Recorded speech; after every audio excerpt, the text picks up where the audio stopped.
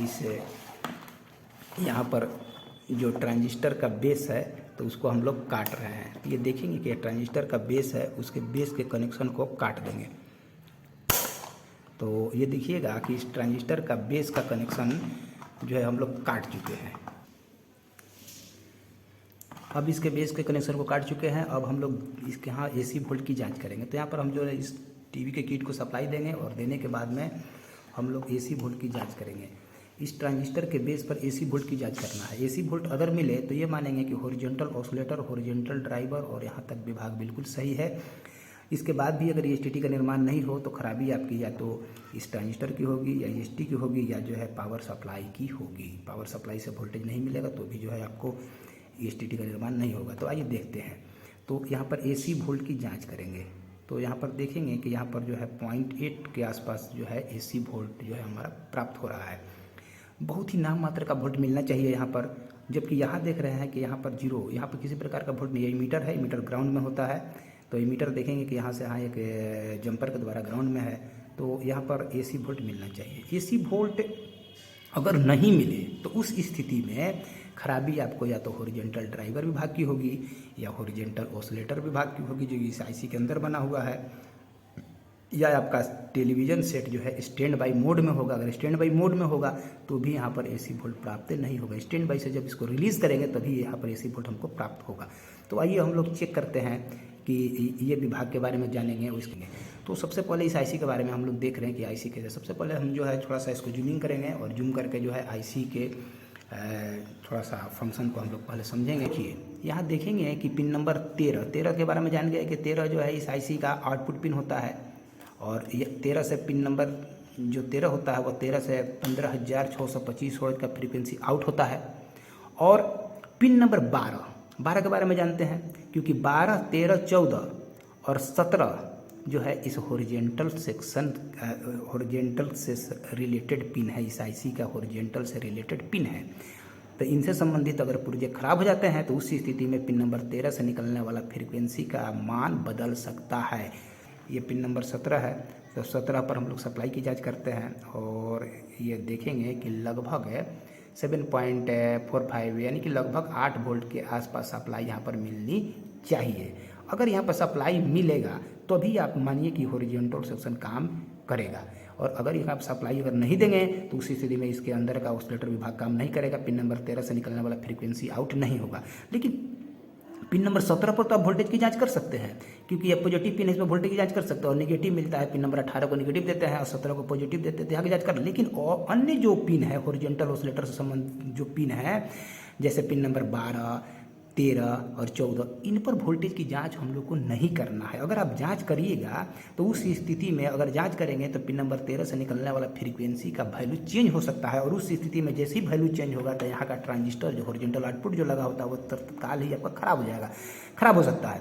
तो इसके सेफ्टी के लिए हम लोग क्या करते हैं कि ट्रांजिस्टर के लेग को काट देते हैं। तो अभी तो लेग चूँकि काट चुके हैं तो इसलिए यहाँ पर अभी हम लोग जांच कर सकते हैं। लेकिन अगर लेग जुड़ा हुआ हो तो यहाँ पर हम लोग को वोल्टेज की जांच नहीं करना है। केवल 17 पर जो इसका पॉजिटिव पिन है उसके तो वोल्टेज की जांच कर सकते हैं, लेकिन अन्य पिन पर वोल्टेज की जाँच नहीं करेंगे। तो आइए पिन नंबर 17 के सप्लाई को हम लोग रिमोट के द्वारा जो है देखते हैं कि यह डिसकनेक्ट हो रहा है कि नहीं हो रहा है। देखिए अब ये रिमोट के द्वारा जो है ये पिन नंबर 17 के सप्लाई को हम लोग ये जैसे ही जो है रिमोट के द्वारा जो है स्टैंड बाई मोड में कर दिए तो यहाँ पर सप्लाई 17 का वोल्टेज जो है ख़त्म हो गया। अब यहाँ पर सप्लाई नहीं मिल रहा है। जब यहाँ पर सप्लाई नहीं मिलेगा तो उस स्थिति में जब यहाँ पर सप्लाई प्राप्त नहीं होगा तो पिन नंबर आइए 13 पर लगभग हमको 2 वोल्ट की सप्लाई मिलना चाहिए। तो देख रहे हैं कि यहाँ पर 2 वोल्ट की सप्लाई हमको प्राप्त नहीं हो रही है, 0 वोल्ट। क्यों 0 वोल्ट?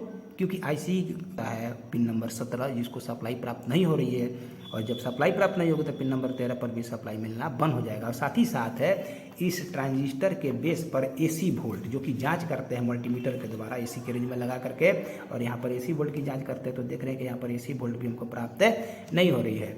तो यहाँ पर AC वोल्ट भी नहीं मिल रही है। साथ ही साथ पिन नंबर 13 पर हमको लगभग 2 वोल्ट मिलना चाहिए, वो भी नहीं है क्योंकि पिन नंबर 17 पर सप्लाई ही प्राप्त नहीं हो रहा है क्योंकि जो है टेलीविजन सेट अभी स्टैंड बाई मोड में है।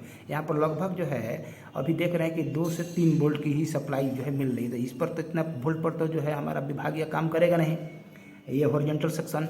तो इसलिए जो है अब जो है जैसे ही इसको रिमोट के द्वारा टेलीविज़न सेट को स्टैंड बाई से रिलीज़ करेंगे तो देखेंगे कि यहाँ पर 8 वोल्ट मिलना स्टार्ट हो जाएगा और उस स्थिति में पिन नंबर 13 पर भी सप्लाई मिलना स्टार्ट हो जाएगा। तो देखते हैं, यहाँ पर आइए और ये देखते हैं रिमोट के द्वारा इसको जो है ऑन किए। अभी AC वोल्ट के रेंज में लगा हुआ है, अब इसको हम लोग DC में कर देंगे। तो अब ये DC में कर दिए और इसके बाद यहाँ चेक कर रहे हैं तो देख रहे हैं कि अब सप्लाई मिलना स्टार्ट हो गया। तो अभी यहाँ पर सप्लाई मिलना स्टार्ट हुआ। कब सप्लाई मिला?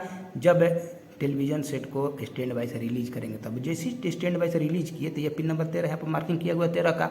तो 13 पर देख रहे हैं कि अब लगभग वोल्टेज जो है लगभग 2 के आसपास वोल्टेज मिलना चाहिए। तो लगभग जो है 2 के आसपास जो है आपको वोल्टेज प्राप्त होगी। और जब यहाँ वोल्टेज मिल जाए तो यह अब जो है यहाँ से निकलने वाला फ्रीक्वेंसी चला जाता है इस ट्रांजिस्टर पर और ट्रांजिस्टर के से कलेक्टर से निकल करके ये फ्रीक्वेंसी डाइवर्ट ट्रांसफार्मर का गया और यहाँ पर अब AC वोल्ट की जांच कर लेंगे। अगर AC वोल्ट मिल जाए तो मानेंगे कि ये भी भाग आपका हॉरिजॉन्टल ऑसिलेटर जो कि IC के अंदर बना वो भी सही है, हॉरिजॉन्टल ड्राइवर भी सही है। तो यहाँ पर AC वोल्ट की जाँच करेंगे। तो AC के रेंज में फिट कर दिया मल्टीमीटर को और यहाँ पर अब AC वोल्ट की जाँच कर रहे हैं। तो देख रहे हैं कि AC वोल्ट मिलना स्टार्ट हो गया।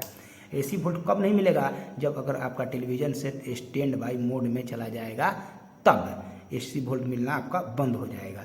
या जो है इस IC के पिन नंबर 17 को जो सप्लाई दे रहे हैं अगर वो सप्लाई हम लोग नहीं देंगे, ये पिन नंबर ये DC के रेंज में फिट कर देंगे और फिट करने के बाद में ये पिन नंबर 17 है। तो 17 पर भी देख रहे हैं कि 1.8 वोल्ट मिल रहा है क्योंकि अभी जो है रिमोट के द्वारा भी हम लोग जो है अति किए हैं। तो यहाँ पर देखिए, अब देखिए इस रिमोट के द्वारा जो है स्टैंड बाई से जो है इस टेलीविज़न सेट को रिलीज करेंगे। जैसे रिलीज करेंगे तो देखेंगे कि यहाँ का वोल्टेज जो है मल्टीमीटर पर ध्यान दीजिएगा, मल्टीमीटर का वोल्टेज जो है बढ़ जाएगा। तो ये रिमोट के द्वारा स्टैंड बाई से रिलीज किए और यहाँ पर अब जो है लगभग जो है 8 वोल्ट की सप्लाई 7.25 बता रहा है, लेकिन लगभग वही 8 वोल्ट की सप्लाई यहाँ पर मिलनी चाहिए। अब यहाँ पर जब सप्लाई जब मिलने लगा तो उस स्थिति में पिन नंबर 13 पर भी सप्लाई हमको प्राप्त होगी। और जब पिन नंबर 13 पर मिलेगा तो यही सप्लाई जो है ट्रांजिस्टर के बेस पर नाम मात्र का वोल्टेज की जांच करना होता है ट्रांजिस्टर के बेस पर। तो देखेंगे कि नाम मात्र का वोल्टेज भी ट्रांजिस्टर के बेस पर मिल रहा है। लेकिन जब अगर आप स्टैंड बाई मोड में कर देंगे तो पिन नंबर 13 का सप्लाई जो है आपका जैसे ही अगर पिन नंबर 13 का सप्लाई अगर आप स्टैंड बाई मोड में कर देंगे तो पिन नंबर जो है यहाँ पर 17 का सप्लाई गायब। जब 17 का सप्लाई गायब स्टैंड बाई मोड में किए तो पिन नंबर 13 का भी सप्लाई गायब। जब पिन नंबर 13 का सप्लाई गायब हो गया 13 का, तो उस स्थिति में हमारा जो है इस ट्रांजिस्टर के बेस पर भी सप्लाई प्राप्त होना बंद हो गया। और साथ ही साथ देखेंगे कि यहाँ पर जो AC वोल्ट मिलता है वो भी AC वोल्ट मिलना जो है बंद हो गया है। यहाँ पर AC वोल्ट में मिलना बंद हो गया। तो इस प्रकार से ये हॉरिजॉन्टल सेक्शन काम करता है। अब हम लोग रिलीज़ कर रहे हैं स्टैंड बाई से, जैसे ही रिलीज़ करेंगे तो देखेंगे कि यहाँ पर AC वोल्ट मिलना स्टार्ट हो जाएगा। तो यहाँ पर लगा दिए हैं, यहाँ पर फिट कर दिए हैं। और लेकिन ये सब जांच जो है हम लोग क्या करते हैं कि ट्रांजिस्टर के बेस का कनेक्शन जो है यहाँ से काट करके ही करते हैं, नहीं तो ट्रांजिस्टर आपका ख़राब हो सकता है। और यहाँ से जो है इस रिमोट के द्वारा स्टैंड बाई से इसको रिलीज़ कर रहे हैं। तो यहाँ पर सेंसर लगा हुआ है, अब यहाँ से देखिए रिलीज़ कर रहे हैं। रिलीज़ कर दिए, देखेंगे कि यहाँ पर वोल्टेज प्राप्त होना शुरू हो गई। और साथ ही साथ हमारा यह पिन नंबर 17 पर भी सप्लाई मिलना स्टार्ट हो गया है। यहाँ पर चेक करेंगे DC के रेंज में तो यहाँ पर पिन नंबर 17 पर भी सप्लाई मिलना स्टार्ट हो गया है। साथ ही साथ यह पिन नंबर 13 को भी सप्लाई मिलना से स्टार्ट हो गया है और साथ ही साथ इस ट्रांजिस्टर के बेस को भी सप्लाई मिलना स्टार्ट हो गया है। अब हम लोग को आगे क्या जानना है? आगे ये जानना है, अब इस की सप्लाई को हम लोग काट दे रहे हैं। आगे ये जानना है कि देखेंगे कि इस जैसे इस IC के पिन नंबर 13 से फ्रीक्वेंसी आउट हुआ तो वो फ्रीक्वेंसी चला गया इस ट्रांजिस्टर के बेस को, कलेक्टर से निकल करके इसके प्राइमरी को गया। प्राइमरी से निकलने के बाद में सेकेंडरी की तरफ चला जाता है। फ्रीक्वेंसी 15,625 हर्ट्ज का फ्रीक्वेंसी बेस पर गया और बेस पर जाएगा तो वो शक्तिशाली होकर कलेक्टर से निकल करके यहाँ चला जाता है EST को, और EST के दूसरे सिरे को हम लोग वोल्टेज देते हैं। पावर सप्लाई से EST बनना शुरू हो जाता है। साथ ही साथ यहाँ का 15,625 हर्ट्ज का फ्रीक्वेंसी आप देखिएगा कि यहाँ पर डिफ्लेक्शन एक कॉइल का कनेक्शन करते हैं। हॉरिजॉन्टल डिफ्लेक्शन एक कॉइल का तार एक यहाँ जोड़ते हैं, यहाँ जोड़ते हैं। तो यहाँ का 15,625 हर्ट्ज का फ्रीक्वेंसी डिफ्लेक्शन एक कॉइल को चला जाता है, हॉरिजॉन्टल डिफ्लेक्शन एक कॉइल को चला जाता है। और डिफ्लेक्शन एक कॉइल का दूसरा सिरा यहाँ से यहाँ एक जंपर के द्वारा, ये लोकल किट है तो इसमें यहाँ पर जंपर ही लगा होता है। जंपर के द्वारा देखेंगे कि हॉरिजॉन्टल डिफ्लेक्शन एक कॉइल का दूसरा जो सिरा होता है, दूसरा जो लेग होता है वो यहाँ से ऐसे होते हुए यहाँ आता है। यहाँ से यहाँ एक कैपेसिटर के द्वारा, ये ग्राउंड है, माइनस लाइन है, ये देखेंगे कि यहाँ से एक जंपर के द्वारा माइनस लाइन से जुड़ा होता है तो यहाँ पर माइनस प्राप्त होता है। तो देखेंगे कि डिफ्लेक्शन ये कॉइल का एक सिरे को तो 15,625 वोल्ट का फ्रीक्वेंसी दिए और दूसरा सिरा देखेंगे कि यहाँ से यहाँ एक रेजिस्टेंस जंपर के द्वारा और फिर एक कैपेसिटर के द्वारा ग्राउंड से जुड़ा होता है।